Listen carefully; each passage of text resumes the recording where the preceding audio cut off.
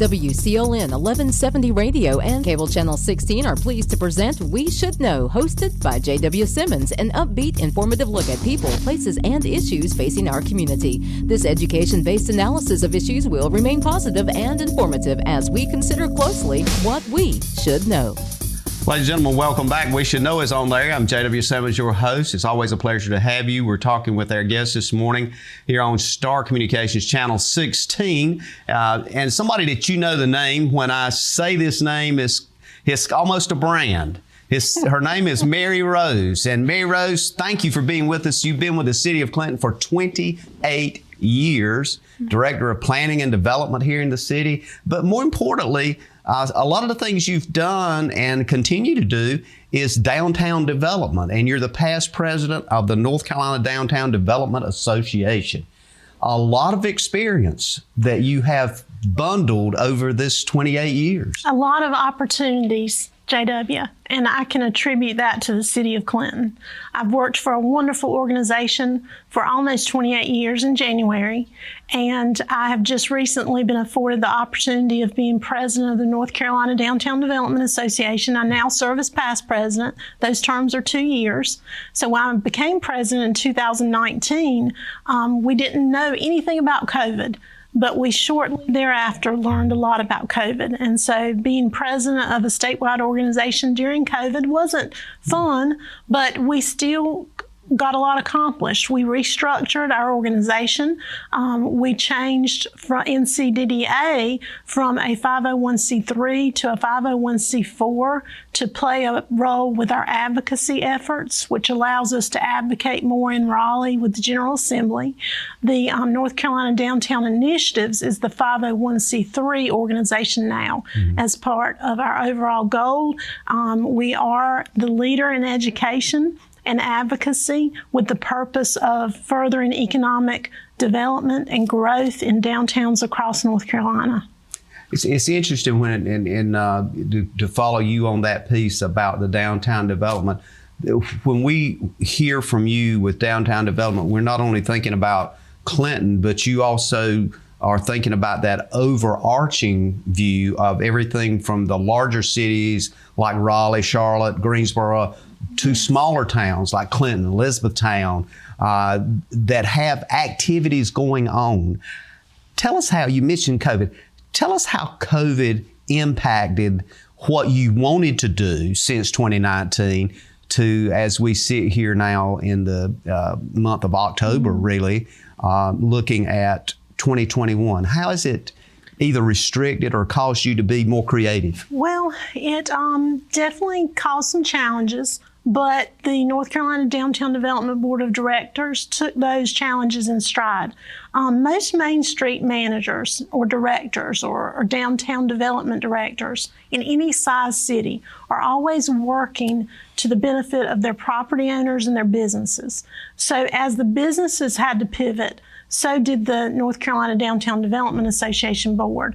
For an example, the North Carolina General Assembly, I'm very proud to say, just approved what was called a social districts bill, which now allows downtowns, businesses, restaurants to allow their patrons to have alcohol on the sidewalks and to carry that alcohol along the downtown streets and sidewalks in certain social districts.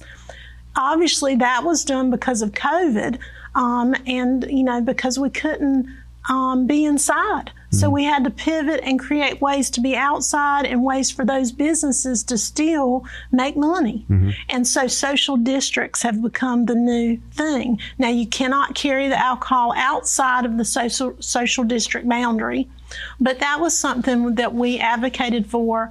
Certainly this benefited the large cities more so than some of the small cities like Clinton, but still Alfredo's has outdoor dining, and he serves wine out on the sidewalks, which we had provided for a few years ago.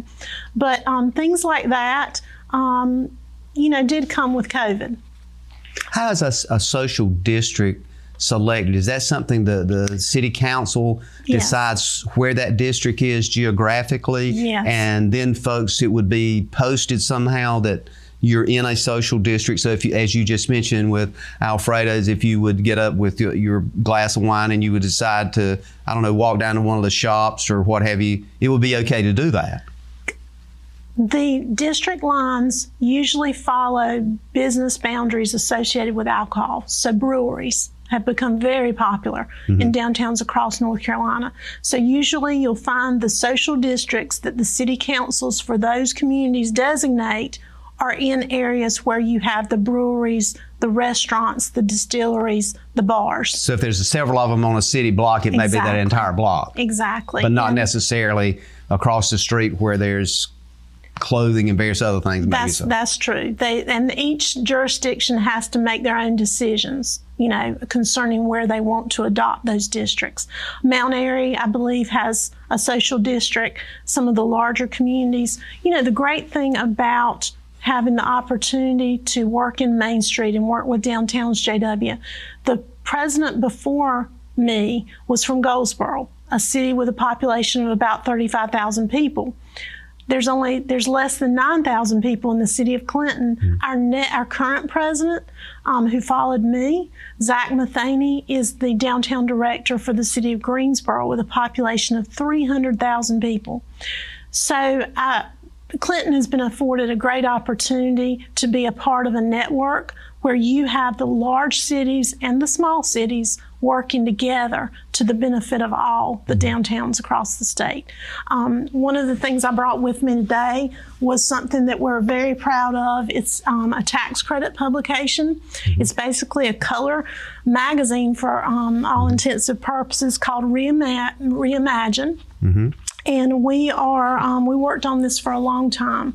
It took us 4 years to pull this together. North Carolina tax credits combined with federal tax credits benefit downtowns tremendously because they can make redevelopment projects on large historic buildings like the Concord Hotel in downtown Concord, North Carolina, possible because those tax credits are not a tax deduction. They are a dollar for dollar credit. And that can make it really nice for developers. That's pretty huge. It is huge.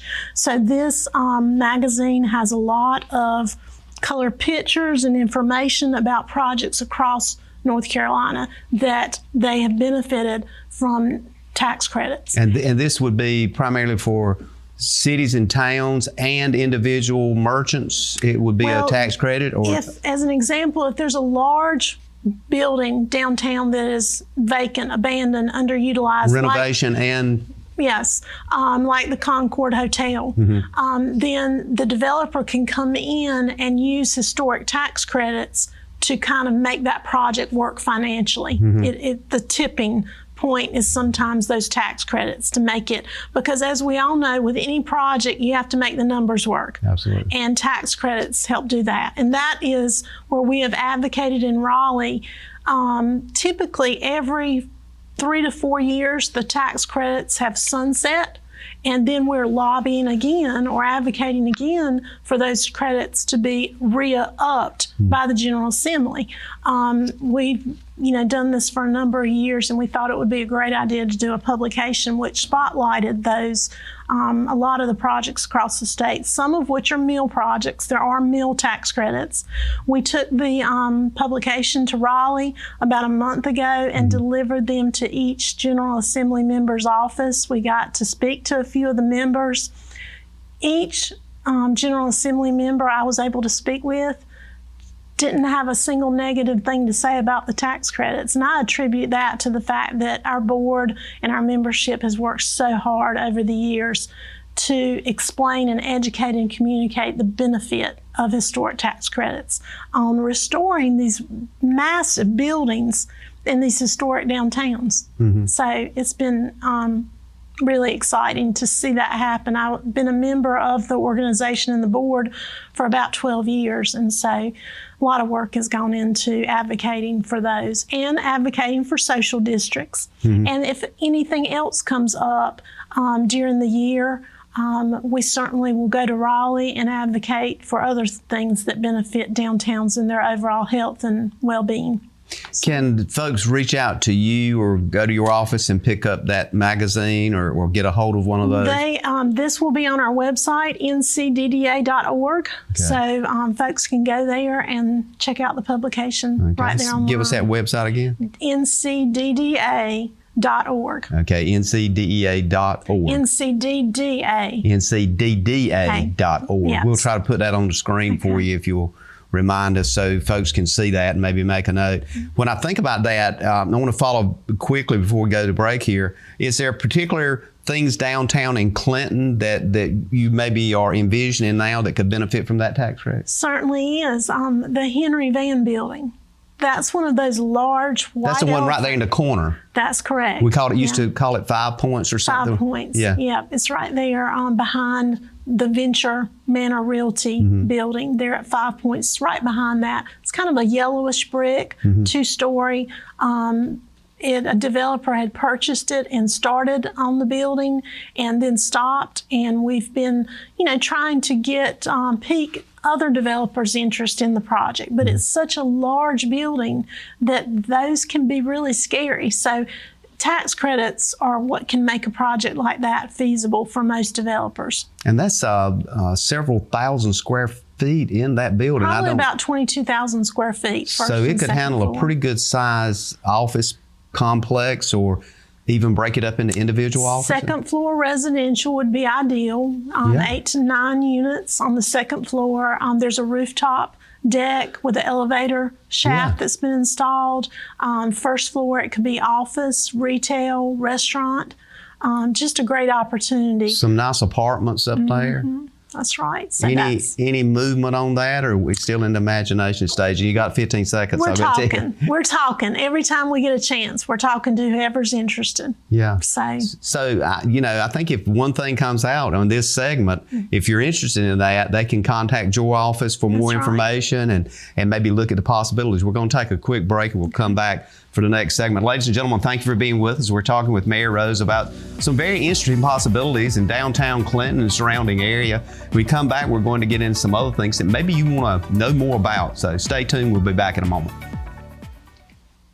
Experiencing slow internet? If you have a fast internet package, the problem is most likely your wireless router. With more devices using Wi-Fi, your wireless router may not be able to deliver the speed and coverage you need. We now have the leading solution to enhance your internet experience. Using small devices in a mesh network, these Wi-Fi appliances cover just about any size home so that all your devices can operate to their fullest potential. Whole home Wi-Fi from Star Communications. Get the most out of your internet connection. Welcome back, folks.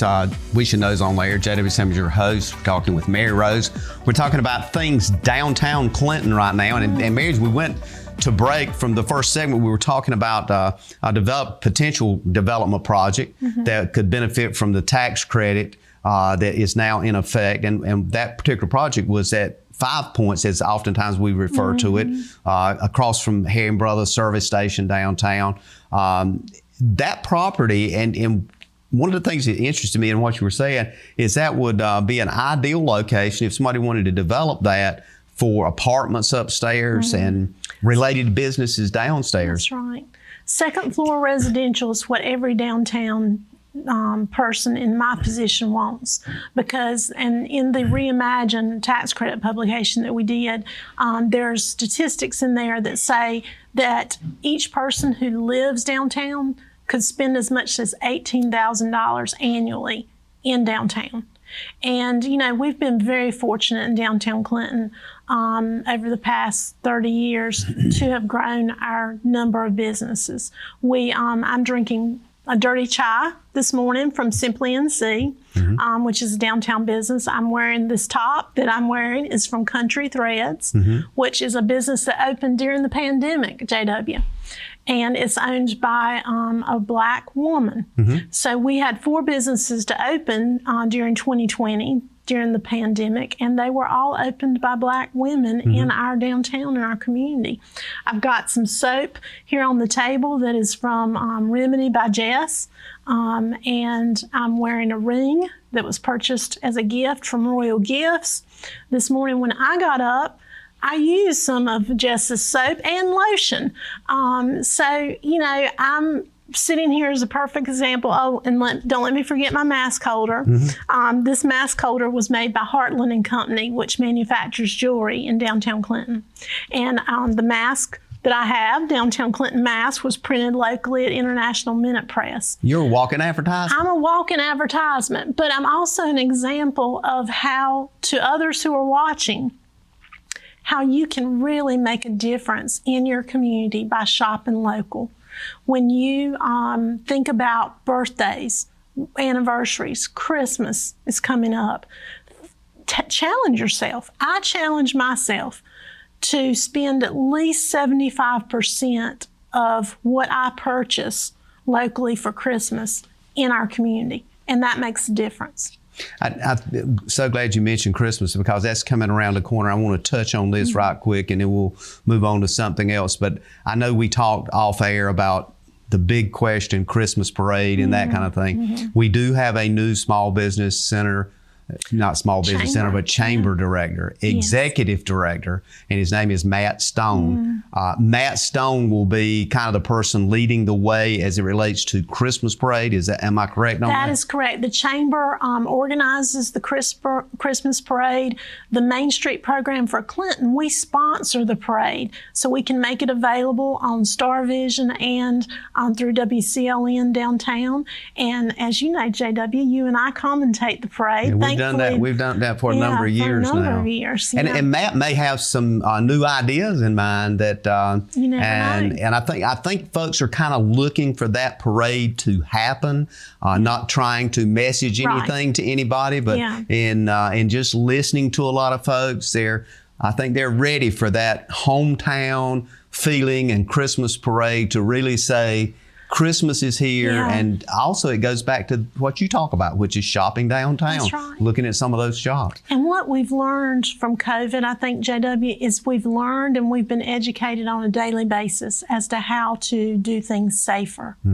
Whether it's being vaccinated, whether it's wearing your mask, keeping your hands washed, and hopefully, as we absorb that education, we can use that to get our lives back to normal, to get back to the Christmas parades, to get back to the events.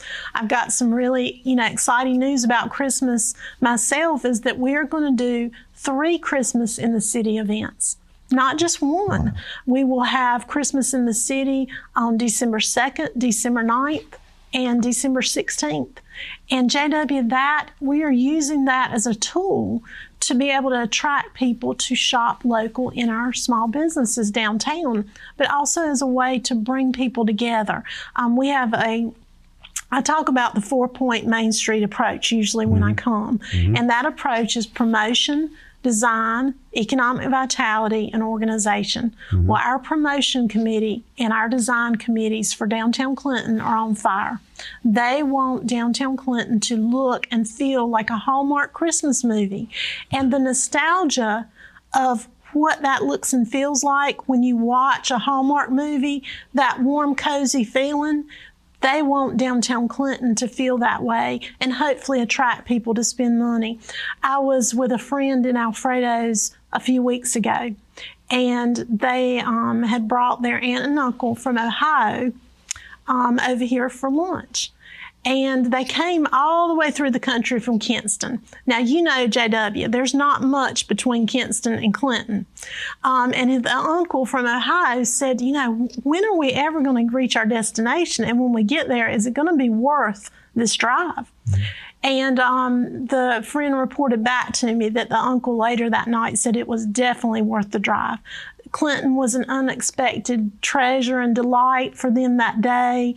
My friend's mom said that she had not had as fine a meal the entire time that she'd been in North Carolina. So those are things that make you feel so good about what we are creating and what the volunteers are creating in our downtown, which is a beautiful destination, a vibrant destination with clearly, as I'm an example of today, lots of reasons why you should check out downtown Clinton, attend the special events, shop locally, support your neighbors and your friends. As you move about promoting Clinton and downtown Clinton, and I think about downtown Elizabethtown and places like that. When we look at these, as you pointed out, smaller towns, less than 10,000 people, and the downtown activities, is there a sense that people are looking for maybe smaller venues that, as you just clearly pointed out, that has a personal connection, not only of historical, but just kind of more about family and coming together? I think people are looking for opportunities to feel comfortable. They're looking for unique opportunities. Things that Target and Walmart just can't provide. Now, honestly, there are things that Target and Walmart can provide that downtown Clinton can't. But as far as an experience, as far as bringing your family and your children to a downtown to get ice cream or to eat pizza or to, shop for Christmas, see Santa Claus, that's something that we offer. And these events, are also important, as an example, our Square Fair and Barbecue Cook-Off. We're bringing it back. It will be Saturday, October 9th. It's going to look a little different this year. We have cut our capacity in half, but we'll still have the barbecue teams. We'll still have the smell of Mr. Ingram cooking his funnel cakes. We will have the car show with the Old Lightning Rods Car Club. The museum is going to be open for their museum day. We're spacing our vendors out a little bit just for social distancing, which that's two words we never thought we'd hear before 2020. But we're trying to make these events safe. And in return, we want others to try to help us as well. Wear your mask. If you can't, if you're going inside and you can't social distance, if you don't feel well, don't come. Wait till next year. We want to keep our community safe, but we want to help things get back to normal too. Now, when will that event happen? What's the dates for the downtown? So we'll begin setting up on Friday, October 8th. And then the event is Saturday, October 9th from 10 to 3. Great opportunity to come downtown that morning, get some coffee, walk around. Hopefully it'll be a nice fall day, and have some barbecue, support our local businesses and the vendors, and check out those awesome. So as folks listen to this show, most likely they're going to hear it on the week of. Yeah, so it's the week of. So they still got time to be there. You don't have to have any kind of reservation. You don't have to buy a ticket. No. You just ample parking downtown. That's right. That kind of thing. So if folks want to come down and participate and be involved in that, you'll still have the judging, the barbecue cook-off judging thing. That's correct. How many entries do you usually have in that? Well, we usually have around 20. This year we've got 7. As I said, some of our teams were concerned with participating because of COVID. So we have a few teams, but we're going to try to space them out and do it as safely as possible. The interesting thing is most of our individual teams are families. So they have the ability to check themselves, make sure, they don't have any symptoms and work in a tight family unit, So we're looking forward to the opportunity of having something, JW, even if it's not the huge Square Fair that we usually have. It will be a nice event, and it will be an outdoor event. So. And most likely the renovation on the courthouse will be finished by then, is that? Well, I think they're taking a break right now. Okay. And clearly, there has been some work going on downtown. Yeah. The parking lot at the West End, where we usually have some of our barbecue teams, has a lot of materials and storage for the roof project at the courthouse. But we are working around that and in cooperation with the county. The Public Works Director for the county, Lynn Reynolds, and Chris Fan, our Clerk of Court. I can't say how nice it has been to work with them. We're in constant communication. Chris called me the other day to give me an update on some information he'd heard, and Lynn has been so kind, to keep us updated as well. So that project is not going to impact our event at all. So. Well, I think as we come back together, a lot of those events is going to be critically important just for the psychological and mental kind of stability that we all need. And as we go to break, I'm just going to let folks know when we come back, we're going to You're going to fill us in on some more detail on some of these downtown events, and we'll continue our discussion of what's going on in the area that folks want to participate in. Ladies and gentlemen, stay tuned. We're talking about events, things happening in Clinton and the surrounding area with Mary Rose. We'll be back in a moment. At home or away, knowing who is at your door is priceless. Star Communications is here to help with its doorbell security camera by Skybell. Live viewing and two-way audio equips you with the ability to always see and greet anyone that shows up at your door. If this is the kind of confidence you are looking for, call Star Communications today at 1-800-706-6538 to learn more about this intelligent security that you can always depend on. Welcome back. J.W. Simmons here. The name of the show is We Should Know. We're coming to you Star Communications Channel 16. We're simulcast on WCLN Radio each and every week. We're talking with Mary Rose about events, things happening downtown, some exciting stuff. I mean, as we went to break, it was a lot of downtown activities, and it seems that as I look at downtown activities, people start developing this sense of excitement. The weather's changing. The air is getting cooler. Of course, Live After 5 is still going on, so there's about 3 more events, I think, happening with that. The reality is it's a way that people look at getting back together, and particularly this time of the year as folks wander back out, they're looking for those exciting venues. They are. So as far as downtown Clinton, what we're going to offer them is the Square Fair coming up on October 9th, as we were discussing. You know, after that, we'll have Small Business Saturday, which is on November 27th. That will be the Saturday, 2 days after Thanksgiving, JW. And I'm so excited. This is the first time this has been announced. So you get to scoop this. But Bill Leslie, retired from WRAL, will be with us. Also an artist himself. An artist himself. He'll be bringing some CDs. He plays guitar and sings. And he's going to be with us that day at our Brunch and Bows event. And we're looking forward to having him, you know, down here.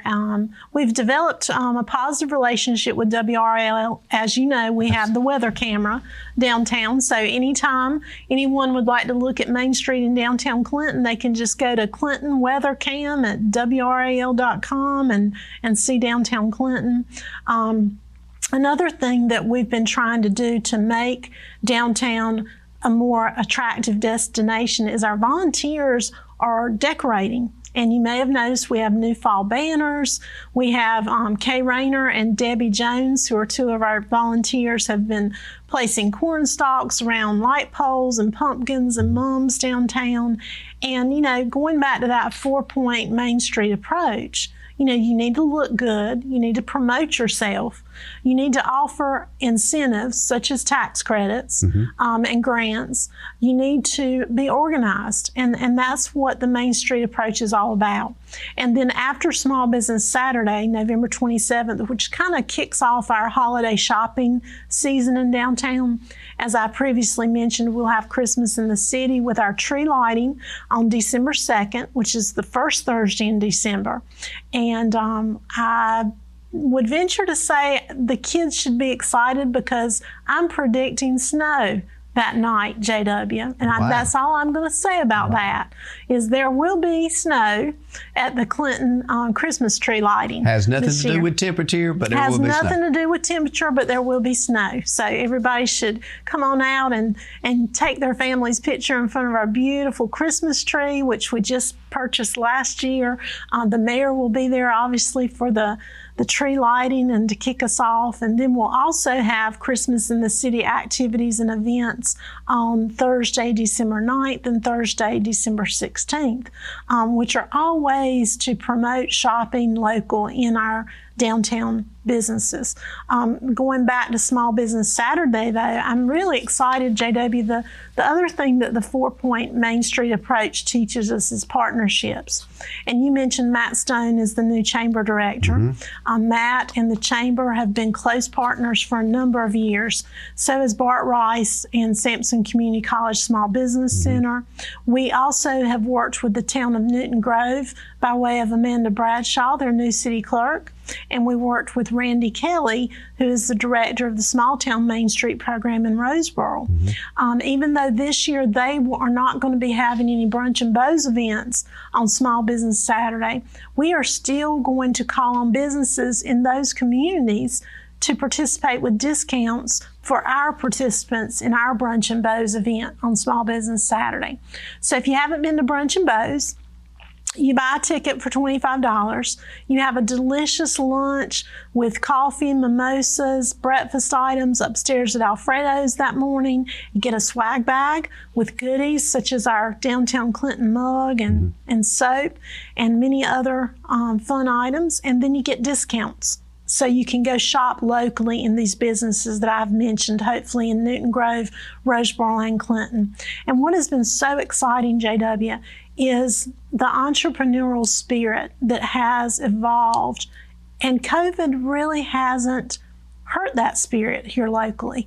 We have new businesses in Roseboro, Newton Grove, and Clinton that have opened during COVID. And that is just really exciting. So as you can tell, it's my job to promote, shopping local and to try to encourage people. And we've got those opportunities not just in Clinton, but in these other towns, in our county. So, and that's one reason we formed, working in partnership with the Chamber and the Small Business Center at the Community College, the Sampson Strong Together Shop, Support, Share, Buy Local initiative. So you may have seen the commercial, which is aired on Star Vision, that Bart and the Community College were able to assist us with. And then we've had a billboard, we've had signs and windows across the county, shop, support, share, make Sampson Strong Together. And that's been a really exciting initiative. I've got a funny story. My husband, I'm trying to get him hooked on a local product. So it's not just women that like to shop. The soap that we have here from Soaps by Jess, they make all different kinds of soap. And so in trying to get my husband hooked on a brand, there's one called Dragon Blood, JW, that my son likes. And there's one called Brave.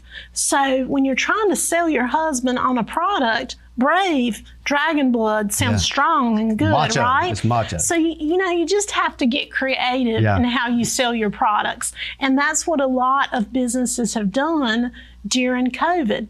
You may not realize this, but Remedy by Jess was able to take advantage of the fact that the FDA reduced restrictions on the sale of hand sanitizer and how it's made and how it's produced. So they were able to pivot and start producing hand sanitizer in downtown Clinton out of Remedy by Jess. So isn't that just interesting, the creativeness, the strength of the entrepreneurs? I mean, it's just amazing to me how they've been able to pivot during, these difficult times. One of the things I wanted you to kind of follow with that observation, especially with small businesses, not only here, but throughout the area, we've heard a lot of news related to supply chain issues, visual news, and there's a lot of ships offshore that can't unload their goods, and they're advising folks to prepare for the holidays early this year. How can small businesses help folks in that preparation? Is that something that is going to be a positive for small businesses? Can they step up and say, we can get a product, commodity, or good for you that maybe just not going to work online? I think they can, and I think as I was watching the news last night, and they were saying there were, I think, 54 ships waiting to offload at a port in California.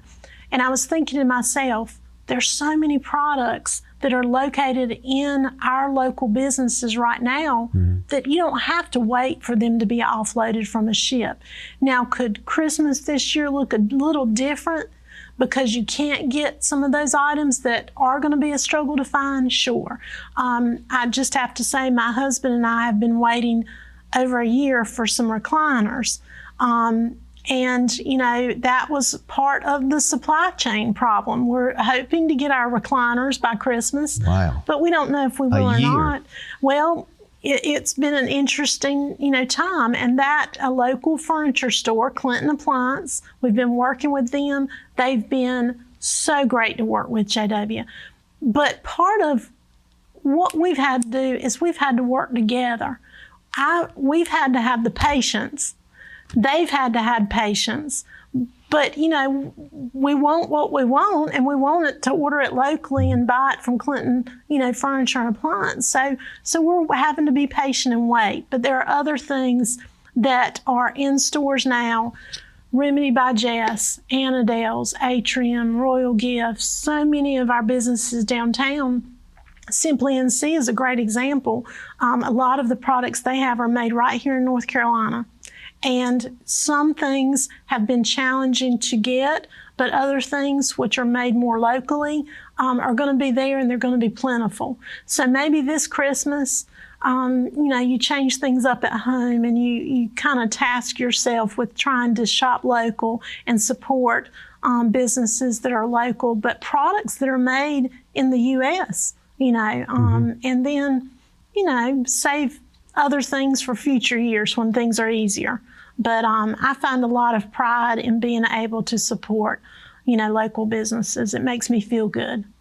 I think the thing I hear you saying, and I've heard people mention this too, is that there is an abundance of stuff made in the United States. And then you look at North Carolina, there's abundance of stuff that is literally made right here in North Carolina, as you just mentioned, hand sanitizer, soap, and other kinds of things.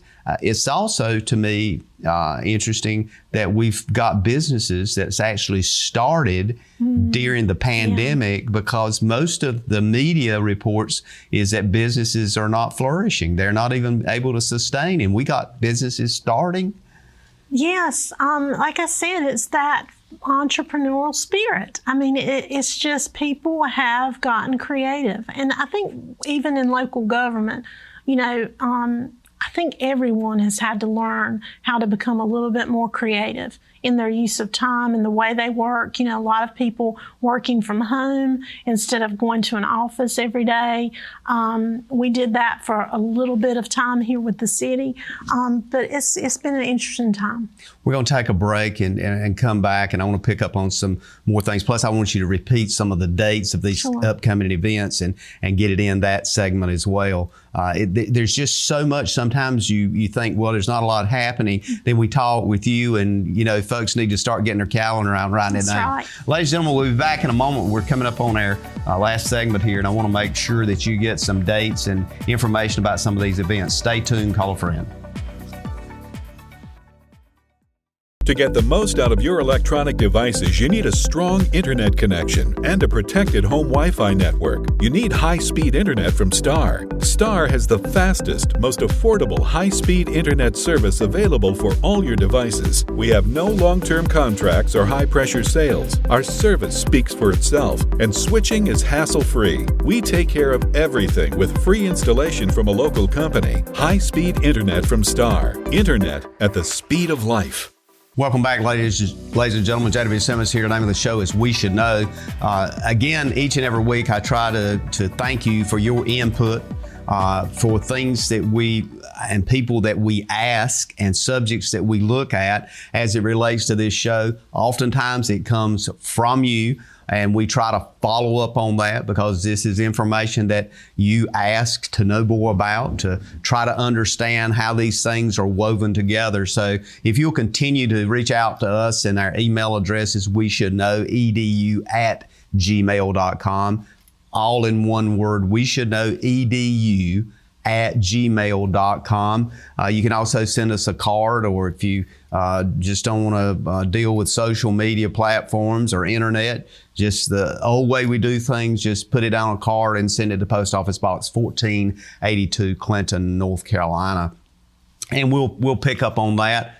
Take a look at it, see if it's something we can address. And if we can, you'll either see it on camera or hear it on the radio. We'll bring it to you as quick as we can get it. Today, we've been talking with Mary Rose. And Mary Rose, you're the Director of Economic Development. And well, I say economic development, it's actually development in downtown. And plus, you've got something called zoning under your title too, which when you kind of whether one word is before the other, they all kind of interrelate. Yes. And I wanted to kind of get a little bit of input from you in some of those technical things. A lot of what we've talked about up to now has been stuff that's happening, but you also work with state regulations in what businesses do, what individuals do, what city ordinances allow businesses and stuff to do. What are some of those things that folks maybe need to know more about that literally if you could tell them today, they wouldn't necessarily have to call you and ask you? Well, you know, as you mentioned, I'm the Director of Planning and Community Development for the City of Clinton. I wear a number of hats. Sometimes I say I'm a jack of all trades and a master of absolutely none of them. But we do work with zoning, planning, code enforcement. And, you know, as you think about new business growth, you know, economic development, planning is an important component of that because, as you alluded to, there are rules and regulations, some mandated by the state, some local rules and regulations that we as staff are required to administer.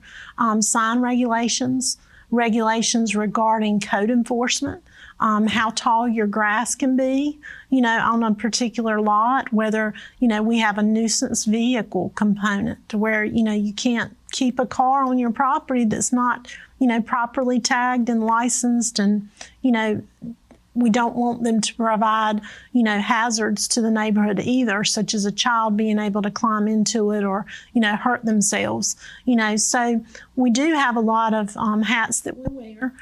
We also work with downtown, which we've discussed a lot today. We work with historic preservation. Planning and zoning. Zoning can sometimes be perceived as a negative.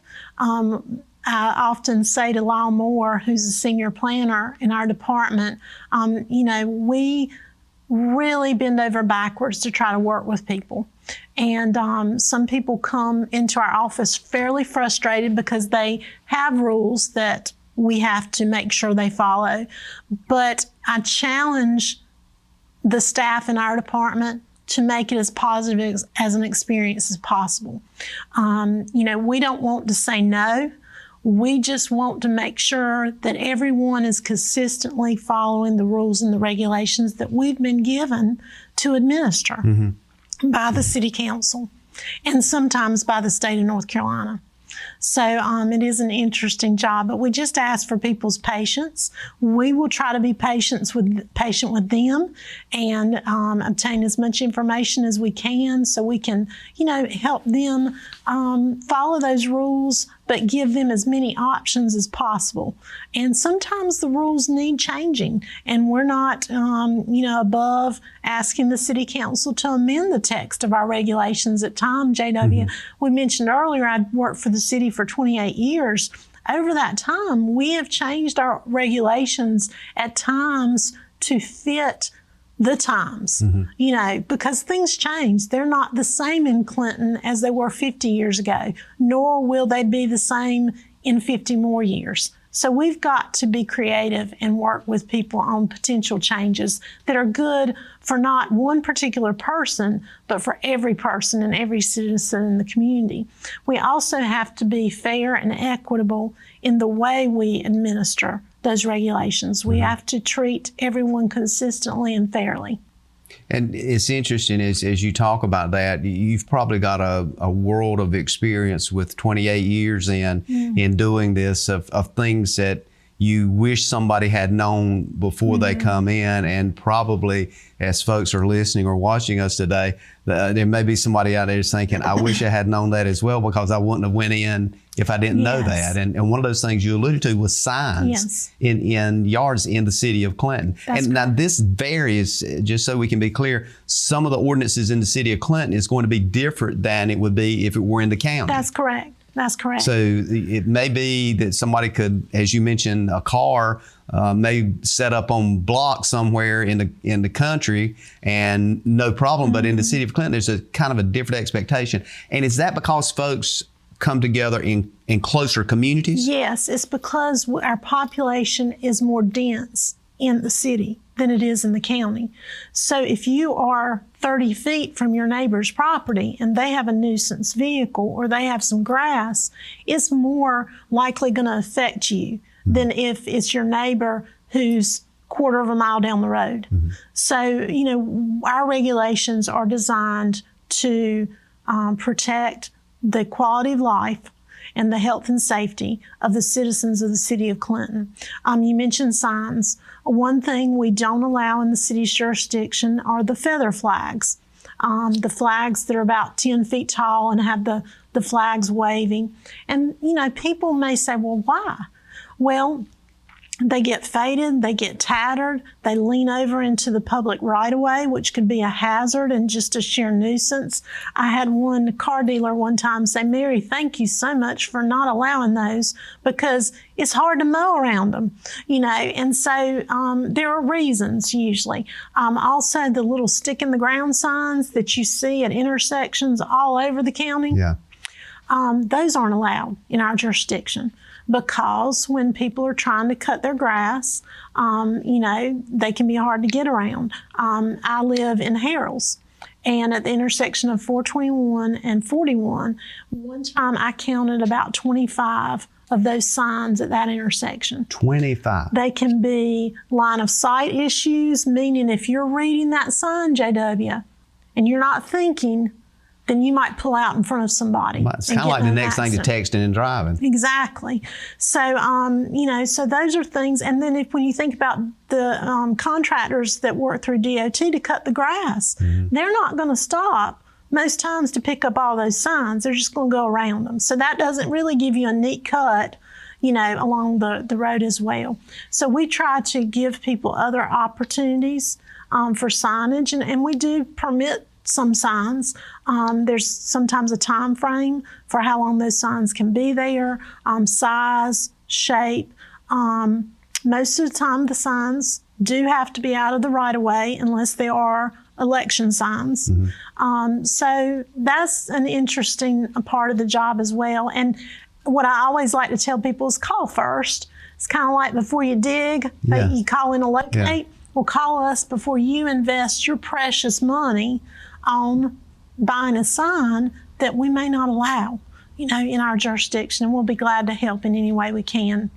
I want you to clarify very quickly, if you can, the thing on the flags, because I know I'll probably get some calls on that. You're saying that if somebody has a large flagpole in their yard and a big flag on it that's not... No. These feather flags are usually used for promotional purposes by businesses. Okay.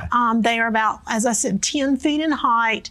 They have a pole with a flag that's usually on one side. Okay. And they can be used for promotional purposes, but we don't allow them because of the type, the challenges that come with them.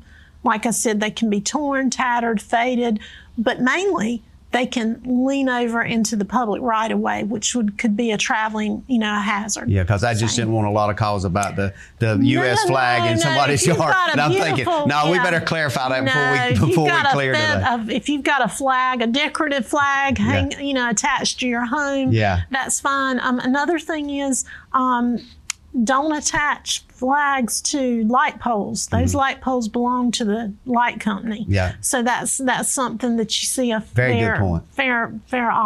often. But anytime anybody's got a question, just feel free to call our office on the 910-299-4904. And if we can help you, we'll be glad to. Well, we're coming up to closure here pretty quick. I just want to make sure folks know that we're going to try to post as many of the contacts and so forth and the dates of a lot of these events coming up. We're going to try to post that, and you'll get that so people can look at the screen and it'll be on there. Again, you gave that number. We'll try to get that on there so folks, if they miss any of this, they can call that number and get the information. Very quickly, about 30 seconds, if you got any additional things we need to know. Well, one thing, I've been fortunate to work for a number of years with interns each summer. The Simple Gifts Fund sends some of their students to me, and I'm able to work. So I want to encourage anyone who's listening, Interns are wonderful. I think it's a benefit to them and to your organization to try to work and educate these young people, and hopefully they'll come back to our community and work in the future. I tell the interns, most days you can't effectuate change in Washington, D.C. or Raleigh, but if you get involved in your community, you can effectuate some positive change. Absolutely. And I want to thank you for being with us today and sharing this information. And as you said about interns, you can earn, they can learn a lot from us, and at the same time we can learn a lot from them because they're a new generation coming along. That's right. Ladies and gentlemen, thank you for being with us. We've been talking with Mary Rose. We look forward to seeing you again each and every week here at 2:30 and 7 p.m. Tuesday and Thursday, and we look forward to seeing you again next week. And we always say, may God bless. Thank you for tuning in to this week's episode of We Should Know with host J.W. Simmons. If you have a question, comment, or suggestion regarding this or any episode, please send your emails to weshouldknowedu@gmail.com. And remember to tune in every Tuesday at 2:30 for another informative episode of We Should Know.